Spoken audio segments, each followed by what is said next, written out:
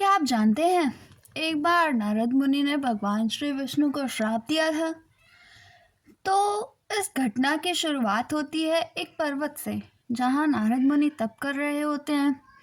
भगवान शिव के प्रभाव के कारण उन पर कामदेव का प्रभाव नहीं पड़ता और वे निरंतर तप करते रहते हैं।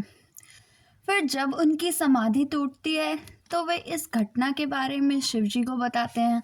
शिव जी उनके इस बात में अहंकार की छवि देखते हैं और कहते हैं, ठीक है, आपने मुझसे तो बता दिया, किंतु भगवान श्री विष्णु जी से ना कहना। परंतु नारद मुनि वे कहाँ मानने वाले हैं। विचरते हुए पहुंच गए भगवान श्री विष्णु के पास तथा सारा वृतांत कह सुनाया। फिर क्या, श्री हरि ने अपने भक्त के अहंकार को तोड़ने हेतु एक माया नगरी का निर्माण किया तथा वहां पर स्वयंवर की घोषणा कराई। नारद जी ने वह नगरी देखी तो वे सोच में पड़ गए, अरे इतनी अद्भुत नगरी आज तक तो नहीं देखी मैंने। फिर वे घूमते हुए उस नगरी में गए और वहाँ की राजकुमारी को देखकर मंत्रमुग्ध हो गए। वास्तव में वह राजकुमारी कोई और नहीं, स्वयं माता लक्ष्मी ही थी। उधर नारद मुनि श्री हरि के पास पहुँचे और उनसे कहा कि हे प्रभु, मुझे ऐसा रूप दीजिए कि राजकुमारी मुझे देखकर मोहित हो जाए और वर के रूप में चुन लें। भगवान विष्णु ने कहा, तथास्तु, ऐसा ही हो जिससे तुम्हारा कल्याण हो। और फिर नारद मुनि उस स्वयंवर में जा पहुँचे।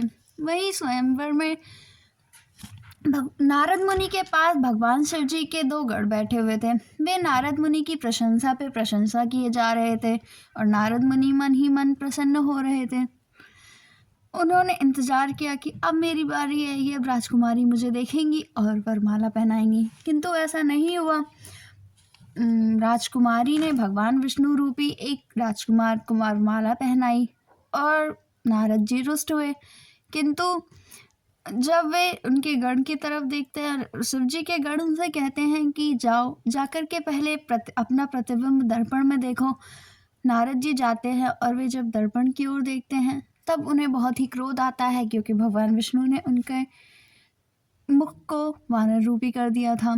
इसके बाद वे जाते हैं और उन गणों को श्राप देते हैं तथा फिर वे भगवान विष्णु के पास जाते हैं और भगवान विष्णु को भी श्राप देते हैं, जाओ, जिस प्रकार मुझे स्त्री के विरह के कारण अपमान सहना पड़ा है, उस प्रकार तुम्हें भी स्त्री का विरह सहना पड़ेगा, तथा जिस वेश के कारण मेरी यह दशा हुई है, वही वेश तुम्हारी सहायता करेंगे।